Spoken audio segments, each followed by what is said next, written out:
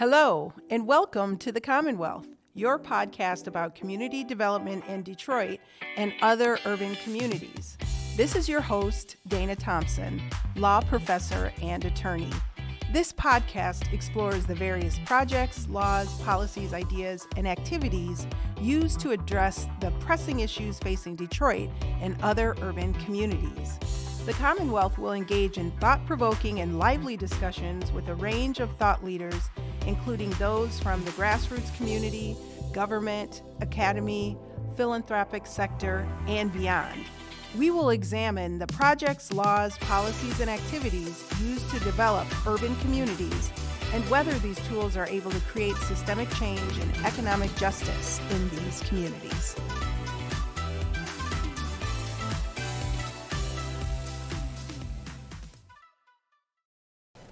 Welcome to the Commonwealth Podcast. I'm your host, Dana Thompson, and this is your podcast about community development and economic justice issues in Detroit, other urban areas in Michigan, and around the country. During today's podcast episode, we will explore the meaning of community economic development, the history of community economic development, and in particular, the history of federal policy around community economic development issues, the ability of some of these market-based policies to create change in communities, and we'll explore what CED work looks like in practice. And we're so fortunate today to have Professor Priya Baskaran as our guest on today's episode. Professor Baskaran is an associate professor of law at American University's Washington College of Law. She's the director of the Entrepreneurship Law Clinic, which provides free transactional legal support to small businesses and individual entrepreneurs. And I'm happy to say she's also a fellow Wolverine and a Michigan Law alum. Go Blue! Go Blue! So we're going to start our conversation today by looking at the meaning of community economic development, and we're going to briefly talk about the history. There is no universal meaning of community economic development, but I'd like you to tell me, how do you define it? Sure. Well, first of all, thank you so much for having me. When I think about community economic development, I think about it in my position as a member of a community, as a parent, as somebody who has professional skills that can further the aims of my community. You know, I think about what it means to be part of that community, what it means to be somebody who earns a paycheck and contribute economically, and also someone who has power in some spheres and who doesn't have power in some spheres. And all of the things that sort of make me a person and a member of that community and the way that I interact with it, all of those are part of community economic development. And so what I mean by that is that community economic development is centered on the hope of making a place, not just a geographic place, but an actual place where people live, a place of joy, a place where people can grow, where their children can grow, where they can age in place, where they can get health care, where they can access schools, where they can access whatever brings them joy in their spare time, whether that's a community garden or the opportunity to walk or play frisbee, or the just opportunity to enjoy the arts, right? So it is the building of community and space in a way that is safe, healthy, vibrant, and joyful. And to do that, it is very complicated,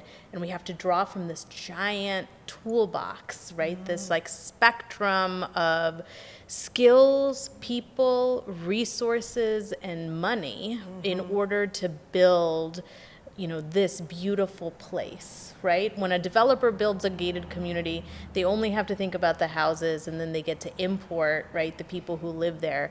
But when a community creates itself and a vision for itself, everyone has to come to the table and figure out what compromises they're going to make, what tools they're going to use to build that amazing, sustainable space. And that is what community economic development is, the process, the journey. That's really a rich definition, and you were talking about a developer and their focus is primarily on the economic development piece of it. Yes. So perhaps, making money for Yes. their development. But with community economic development, the community input is a key aspect of the work. That's right. There have been many iterations of community economic development. Sometimes it's little c, big economic development, but that's the core of community economic development, is that the community has to be at the table and has to be in some ways prioritizing what it is that makes sense for their community. And honestly, they're often grappling with the consequences of whatever that community is lacking.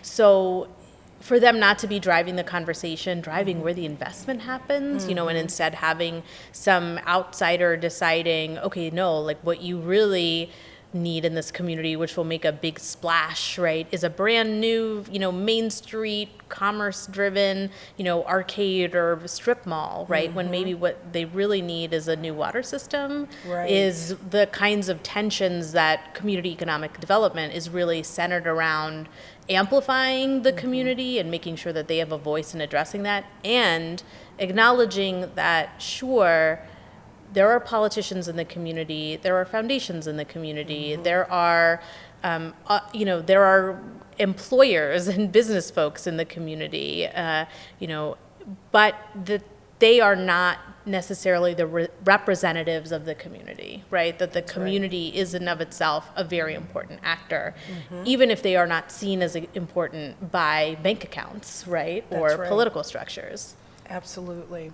So we're going to talk in a little bit about some of the tools in the toolkit, but before we talk about that, I'd like you to talk a bit about the history of the development of this movement. Definitely. So I, as you mentioned, am a professor, which is just a big word for teacher. And every teacher was once a student, and all students know you can go nowhere in life without your notes. That's right. And thanks to technology, my notes are now on my phone. So Great. I'm going to pull them up just to make sure that I don't miss any points on this pop quiz. Absolutely. So, when we think about community economic development, we can take it back to, manifest destiny being the opposite of community economic Yes. development. But, I think an excellent place to start is with the conversations that were being had between Du Bois and Booker T. Washington, because one of the things that's really important since we're in Detroit is to acknowledge that an important part of the conversation surrounding community economic development, regardless of whether we're having them in Detroit, Michigan, or in West Virginia, where I used to work, Right. race and Jim Crow and the legacy of civil rights plays an incredible role in the construction of poverty, both in places like West Virginia and Appalachia and in, what we consider to be, the, black industrial belt cities, Yep. right? So, those conversations that they were happening centered on how do we envision economics, right? And for them, it was this question of economics and totally separate self-sufficiency, or economics is tied to political agency, inclusion, and change, right? But either way, there was this acknowledgement that economics were inseparable from this idea of personhood and equality and equity and the right to live and thrive, you know? And in the absence of that, when you have only a paycheck, right? When you have only a paycheck, you do not have this other bundle of rights that makes you a person. And so, the big question that we have been grappling with in CED and that we see historically is, how do you give people the bundle of rights when the thing that you are most unwilling to give them is power and agency? And so we really see this with, with these conversations. I think of really, Du Bois' concern of like, if we do not take power, if we do not take agency, like, will we ever get it, right? And I think a lot of the next evolutions that we start seeing over like the civil rights movement is really the civil rights movement attempting to combine political agency with economic agency, because you cannot have one without the other. And then you even see this then evolved in the war on poverty and the economic opportunity commissions, sort of trying to set up these like grassroots projects, right, where you are giving hopefully individuals the opportunity to create change within their community, the opportunity to start jobs creations programs, like work diversion programs for youth, right? The creation of AmeriCorps, the opportunity to kind of holistically invest in these communities in all of these different ways, and the hope that they are actually guiding the work, right? Because it's like locally rooted and anchored, right? And I should just say the war on poverty was Lyndon B. Johnson, right? Yes, like his like big project, right? But what you see like time and time again, definitely documented in urban communities, but again, you also see documented in West Virginia, is this like tension. The minute it seems like the local grassroots community is going to have some agency that checks the political machine, that checks the power structures, all of a sudden it seems like, like the poor are too powerful. They're controlling their own narrative. They're controlling where the money goes. They're controlling the projects that they think are important, which maybe we don't want, right? And there's this amazing history teacher who was in charge of one of these projects in southern West Virginia in Mingo County, and he wrote a great book about his experience called "They Will Cut Off Your Project," which completely refers to the local political elites when they started building a cooperative grocery store, when they started investing in the schools, when they started essentially taking true political ownership and action, decided, to honestly, it got quite literally violent. There was violence to try to prevent the project from happening. And you see similar narratives occurring in New York, in Chicago with the EOC projects, of saying, oh, they're taking too much agency over which direction they want these projects to go in. But that is the heart of CED, right? It's not just an economic handout or whatever economic engine makes sense for the powers that be. It is what makes sense for the community, and who other than the community to make those choices. Right. Now, you talked about a little bit about the war on poverty, which was a set of federal policies that administration developed in the 1960s. What did you see happen in the 70s and 80s with respect to the development of federal policy, or to a certain extent, a retrenchment? Yes.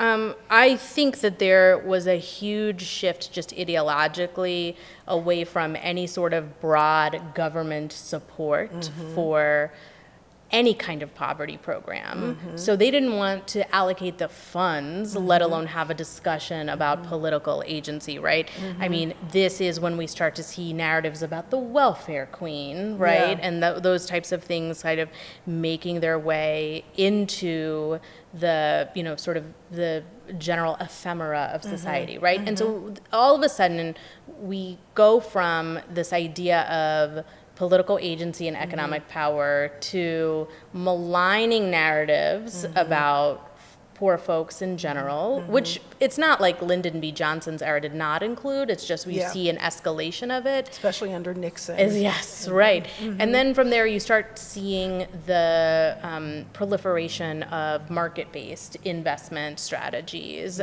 which still continue to today, right? So these are sort of tax incentives to sort of kind of bring money into like dilapidated areas, right? And this is like things through like through LISC, where you start seeing that, and instead of the community being able to participate in that, they're sort of the recipients of whatever gets dropped into their community that that businesses are essentially bidding on, right? That's to right. be able to get these funds to be able to do, whether that's affordable housing or like revitalizing a downtown, Right. or competing for the designation of something called an opportunity zone because it provides for better loans and competitive bidding, to be able to put your essentially your pet projects in, regardless of whether or not that is what's going to help the community. That's right.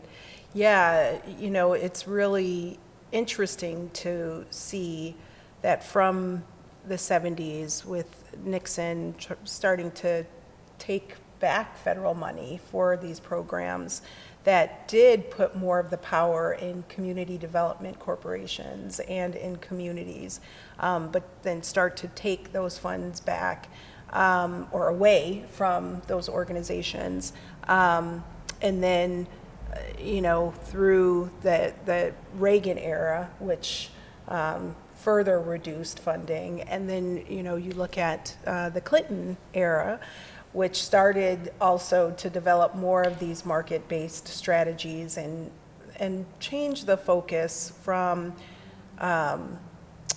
really the ability for the community to speak for itself, and an understanding that there were wider issues that were wider federal policies, we'll talk about, like redlining and other policies like that, but then looking at, really trying to reward private investors Yes. with these market-based strategies, like you talked about, the low-income housing tax credit or the new market tax credits. Let's talk about those policies, but also more broadly, the toolkit that you talked about that Sure. CED uses, because a lot of federal responses to community disinvestment have been more recently using new market tax credits and other similar policies that are market-based but not really community-focused. Yes. Let's talk about what you think about those strategies versus other tools in the toolkit. Yes. Hot take, I hate them. So I think when I think about these tools, what I think about is what is the problem that we're trying to fix, right? And the problem is that there are communities like Detroit, like Appalachia, right, like Flint, that have been, like Gary, Indiana, right, that have been the sites of two big sort of phenomenon. One is that almost all of them have been the site of some form of mono-economy or like corporate dominance, right? Where a company can kind of push its own interests forward to the detriment of the community, capture the local political machine, right? Make sure that they're cutting the best deals, right? They're getting the best benefits, and then sort of pitch what's good for X corporation is good for the community. But no one in the community is fully weighing in on that, and what are the actual benefits that you're getting from that, right? And I'll paint a fuller picture of what that looks like. But then the second phenomenon is that the government, which should be technically balancing the scales when you have big money, big power, big employer on your side, is sort of in fact creating its own agenda, right, where it's disenfranchising the community in different ways. And often it's very explicitly with the biggest government investment that we have seen in the US has been the programs, the New Deal programs, right? And they explicitly excluded Black communities and like poor communities, right? Specifically poor rural communities did not benefit from those programs. And for those who may not know what the New Deal is, yes, if you could briefly explain that. Okay, so the New Deal was a set of programs put in place by FDR, Franklin Delano Roosevelt. I'm really on the hot seat. Yeah.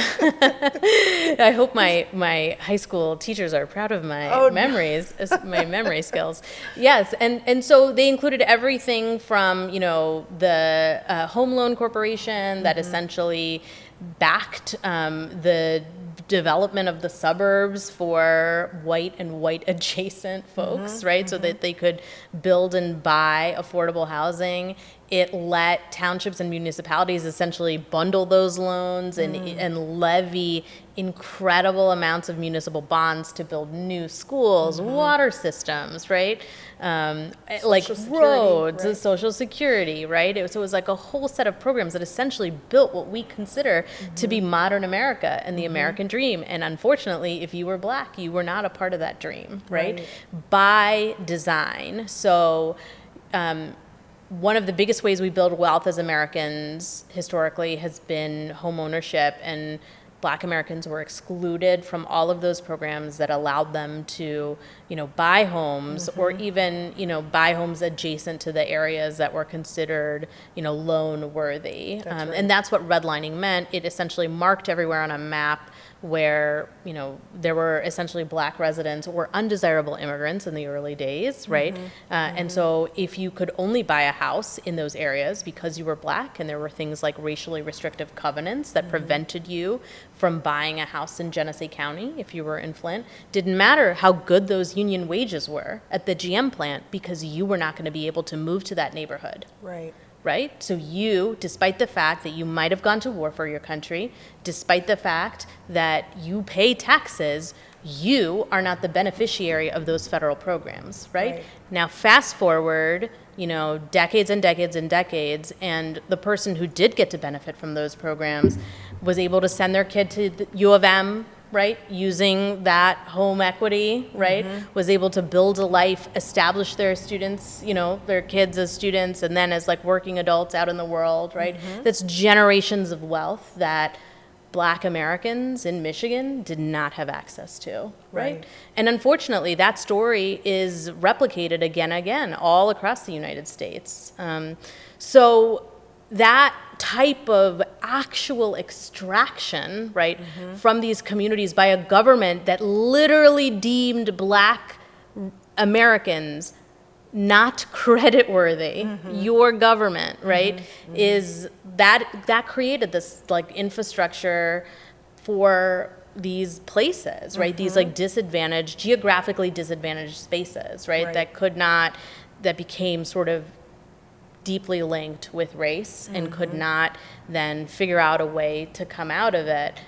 Because if your own government is doing it, like why would Flint stay in, why would GM stay in Flint, right? They're gonna leave, and they sort of corporations have long leveraged race to sort of their own benefit, right? As it's been useful to them, right? To kind of bring in workers, right, to bust a union, right, to essentially ensure that they're like putting a certain message forward, right, by only promoting certain people up in the ranks, right, based on race. So like those two forces like put together have essentially created these communities in need, right? Yes. And it took decades. It didn't happen overnight, That's right? right. It's like the DNA, right? It's like a double helix. It keeps building and building and building and building over time, right? So then you come in with an Allen wrench of a loan tool and say, what's going to fix this? What's going to fix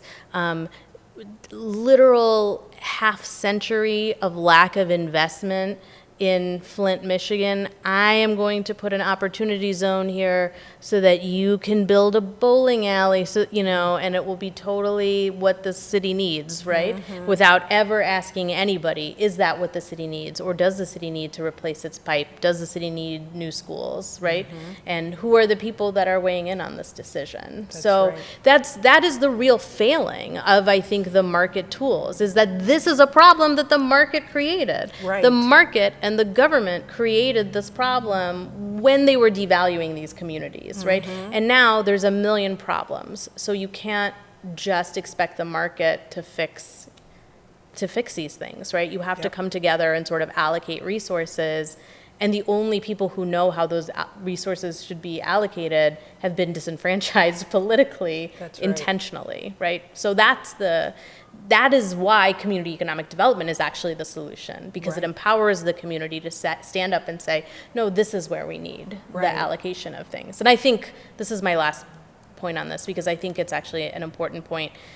I attended a talk by this incredible organizer in Ferguson, and he was telling the story about how in Ferguson, the national media coverage was so focused exclusively on the policing problem, but that if you were on the ground or if you were a resident for Ferguson, what you inherently understood that the policing problem was so linked to the economic deprivation that the city was facing. And he told a story about how 1 month he was stopped 16 times coming down the street from his apartment building and given a ticket at the stop sign. That this cop just waited there, right?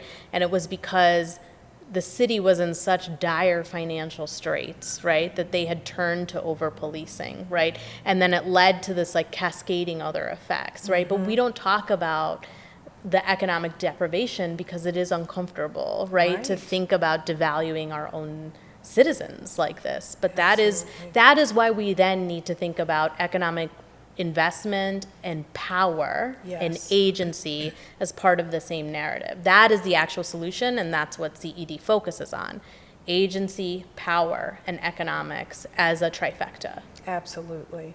Yeah, we had a really interesting conversation in a previous episode with community members who are impacted by the construction of the Gordie Howe Bridge, and they talked about how the government agencies and those in power that were creating this bridge didn't initially come and talk to the people in the community. And if they had, they would have been able to come up with more progressive, beneficial plans for the bridge construction and things that wouldn't have impacted these residents so disastrously.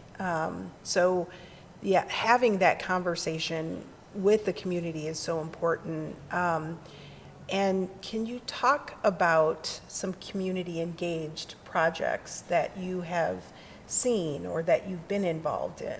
Yeah, so I think one of the reasons that community economic development also doesn't get a lot of play is that, now, this is no shade to Costco because I love Costco, but we are too obsessed with scale and size, right? Yes. So sometimes we think of the only successful project as the biggest project in the world, right? Yes. That we can essentially grow to scale and multiply. And I'm taking it to Detroit, and I'm taking it to Gary, and I'm taking it to Buffalo, right? As opposed to each of those places has material realities and priorities and community needs, right, that make them a unique place with unique needs. And so I think focusing on small projects is actually the best way to illustrate great community economic development projects. So my favorite example is always mutual aid, right? So what we discovered during the pandemic, right, is how thin our social infrastructure was, and then we're seeing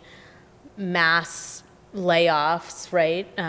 Lots of people unable to make rent, unable to access medicine, unable to access healthcare. We're seeing the impact on students and on families. And you saw, at least I definitely saw in DC and Maryland, mutual aid organizations, neighbors, community members actually stepping up to sort of help fill in the gaps for one another. So, in my work, we represented a mutual aid group that recognized that what their community actually had tons of families with young children who previously had not been as visible, because we're all compartmentalized, and realizing that there was a need to create a diaper bank, like a diaper bank system and a diaper delivery system for these families, right? And then also the other priority that came up was utility bills, that people were having a hard time paying certain utility bills. And there were some programs that would provide a limited amount of utility assistance, but they generally didn't cover things like cell phones, which is how people did everything, right? So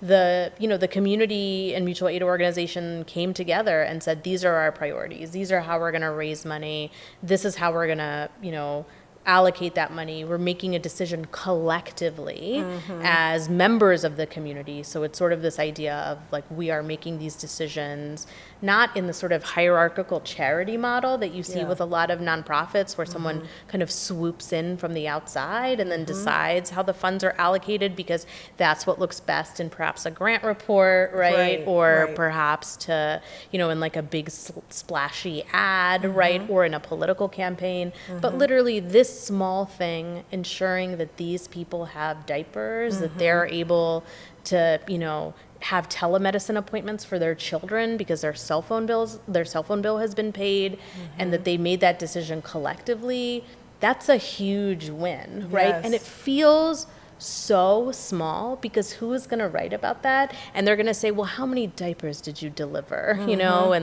how many, how many people were actually positively impacted? But doesn't making change on a small community level, how is that not meaningful, right? We live in federal policy and in grant making world and even in academic world. We live and look at things in this 10,000 foot view, right? When we study things. But what we fail to understand is that people live on the ground, right? Yes. So the change has to happen on the ground. So I think those types of organizations where they bring together power, resource allocation, and accountability, right? Yes. An agency, Yes. those are the successful projects. Absolutely, absolutely.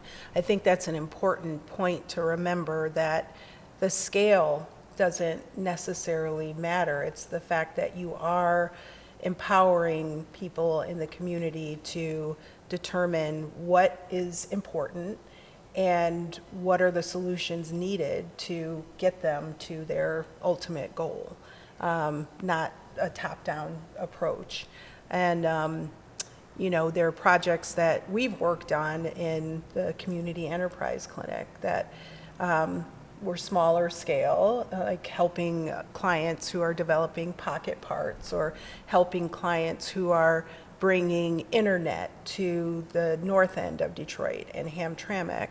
And those things may seem small to some, but to us, they're extremely important and significant. And probably the largest project that we worked on was the Detroit Food Commons project. Oh, yes. And we had our conversation with Malik Yakini in a previous episode, where they're bringing a grocery store to the north end of Detroit and bringing community space and bringing jobs and food and all of these resources that the community needs there. So I think that's a great point, just to focus on what is it that we're actually bringing, and the fact that the community is empowered in bringing it. Definitely. Yep. So let's shift and just talk about the solidarity economy. I want to talk about that and how that ties in with the meaning of community economic development, because that's a different way. I think it ties in very well with mutual aid organizations. But can you define what the solidarity economy is and how it ties into community economic development? Definitely. I'm going to give a layperson's definition of the solidarity economy, Yes. because there are 7 factors, right, that sometimes get kind of tossed about at this idea of the solidarity economy. But at its core, right, if we think about everything that essentially goes into the economy, sort of the the little red hen. I have small children, so the little red hen, right, of the wheat and the mill and the ultimate, the sugar to make the cake, and all of the different pieces that actually make our economy run, right? The idea of them all connecting in a way that is sustainable and not harmful, and thinking about what are the institutions that allow that to happen. And so, it's so hard sometimes because these concepts are so radical to frame it. So sometimes, sadly, the best way to think about the solidarity economy is to think about the anti-solidarity economy, right? Which is like a corporate monopoly, right? So Andrew Carnegie was sort of touted as this incredible, strategic business genius, And one of my favorite things that he did is he was all about what's called vertical integration, right? So he's like, okay, I make steel. What does it take to make steel? I need coal, I need railroads to get the coal. I need, the raw materials. So he was like, what I'm going to try to do is I'm going to try to buy all of that stuff and put it under one business, right? So then I control everything. I control the raw materials. I control the means of production. I control the land on which the mines sit, right? I control the means of transport, which he actually did not manage to do because railroads were too powerful, right? But, everything that I can essentially swallow and keep under my wheelhouse, and then I control everything and I direct everything and I can extract as much value out of it as possible, right? And then great. And he's like, and my workers are part of this, right? I'm going to bring them in, and I'm going to bring them in as a judicious mixture into the towns that I build, the company coal towns, right? Which means I'm going to have black miners. I'm going to have a bunch of miners that don't speak English, and that way they can't unionize. And they're going to live in the houses in which I build for them, and they're only going to be able to pay, and they're going to go to school in the schools I build for them, and go to church in the churches I build for them. And the only way they can buy things is by going to the store I own, right? A complete closed environment, right? Like that's what vertical integration is really about, that consolidation. The solidarity economy is the opposite of that.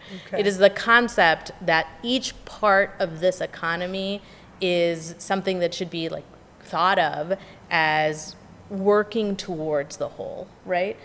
The solidarity economy actually exists to create balance, right?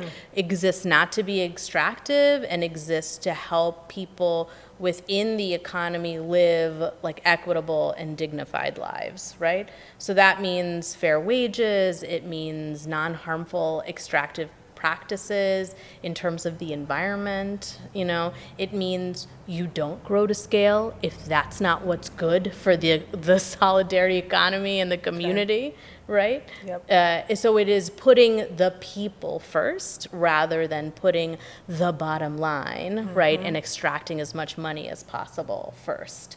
And so you see this, like an easy way to illustrate this is like a worker cooperative, right? So like generally, you earn a wage, you get a W-2, you do what the boss tells you to do. And so if the boss cuts your hours, you're screwed. If the boss cuts someone else's hours and puts that person's work on your plate, and now you have 1.5 jobs, right?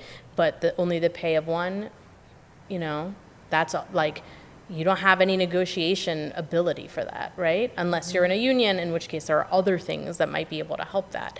But the solidarity economy, the idea is that you get a voice at the table, right? In a worker cooperative, the idea is that the workers are also the owners of that business. So like if you are a worker and also an owner, when you take on something, when you take on that role, the concept is that you get some sort of say in the management on some level, right? So you're not essentially just like compressed and crushed. And you're not essentially subordinated for whatever the investor wants you to do, right? Like you are more important. So when we see this, like usually, we always hear about shareholders and they get to vote, and the shareholders voted and they said, we got to close the factory. So I'm so sorry, Bob, But here it's like, well, the shareholders don't get a vote. They're just the money, right? Or rather, like the worker is the shareholder. So they get to decide, okay, rather than closing the factory, can everybody take a pay cut so that we don't all have to lose our jobs, right? So it's that kind of like accountability. And again, the voice of the individual or the community that's being impacted is crucial to the decision making. Yes, the solidarity economy at its core the conversation we've been having about political power and agency and economic power are inseparable in the solidarity economy. They are two things that are forever combined. And ultimately to accomplish equity for these disinvested communities, right? Yeah. For people of color, for everybody, right? Yeah. But recognizing that equity and not having all of the resources or all of the power or whatever is the ultimate goal. Definitely. Okay. Which is what CED, if it's done well, should accomplish. Yes, and I think that the solidarity economy is one of the tools in the CED toolbox, right? It is part of the goals of CED, right, to move in that direction, and it is one of the things that is used, right, to sort of transition from, typical kind of extractive big business, right, into something that is more sustainable. Yeah. And there's a lot more renewed interest in that model, right, especially as we're seeing the costs writ large to the environment when we grow to scale and grow aggressively, right? And that we are continuing to widen the inequality gap without thinking about doing something differently. Yeah. Well, just picking up on that point as we are moving to the end of our conversation, how do you think we can encourage people to understand the importance of adopting a more inclusive approach into the CED toolbox and moving away from this market-based approach?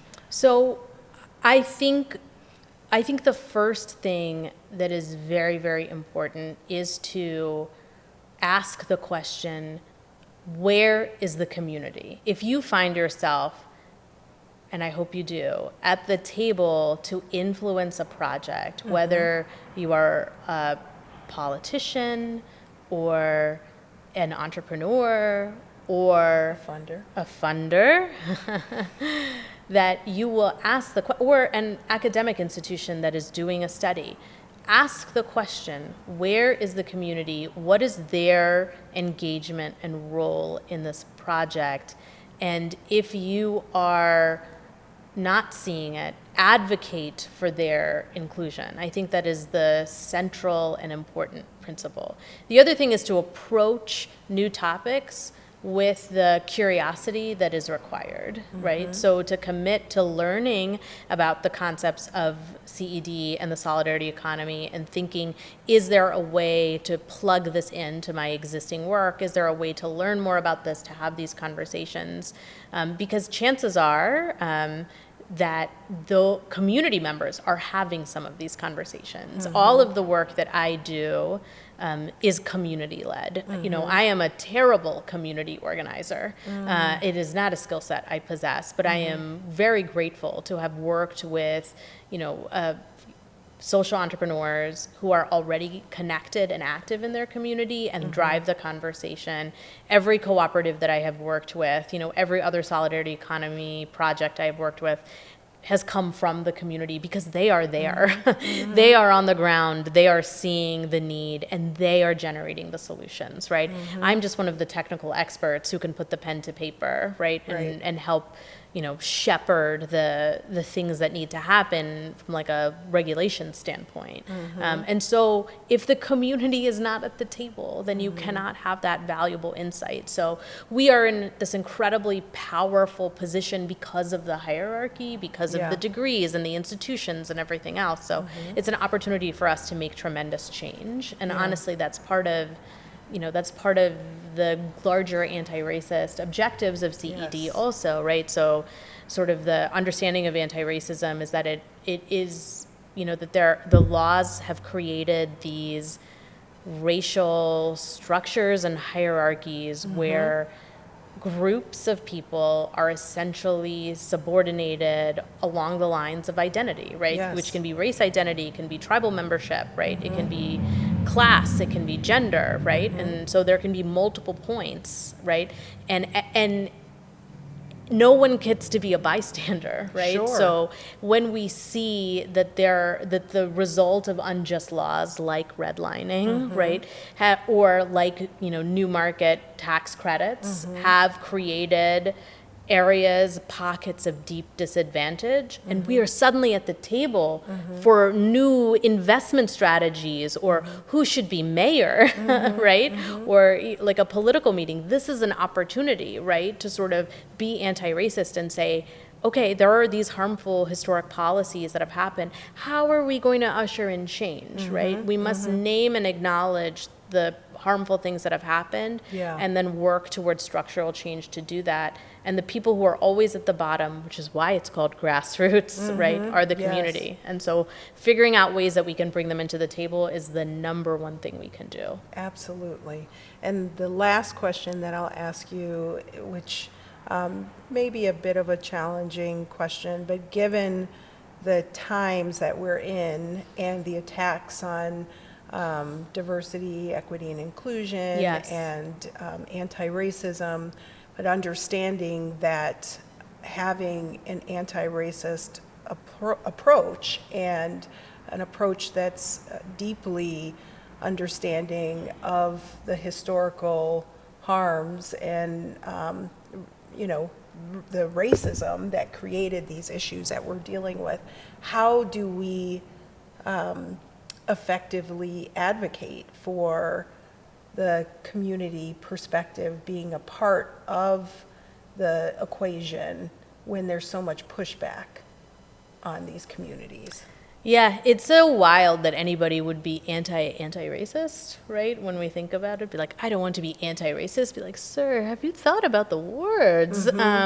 So that is such a great question, and I think I think one of the things that happens is to understand that it is very difficult to reach across the aisle, as they say, and so sometimes the only thing you can do is make small change, right? To support the community, and then to bring people who are interested into the fold, right? And to expand out slowly, right?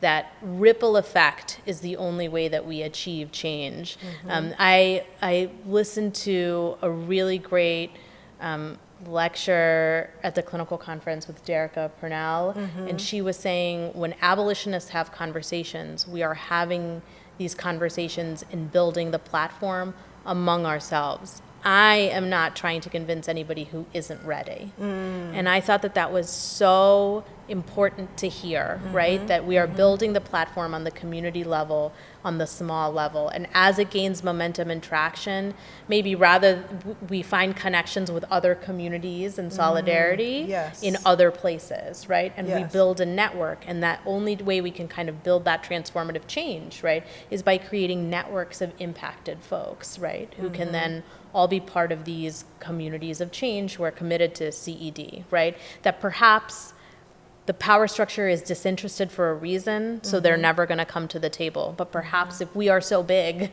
they may not have a choice. Absolutely. Well, thank you so much. This has been just a really rich and valuable conversation. I appreciate you joining me today. Thank you so much. This has been the Commonwealth Podcast. The Commonwealth is a production of the University of Michigan Detroit Center and the University of Michigan Law School's Community Enterprise Clinic. The Commonwealth is hosted and executive produced by me, Dana Thompson.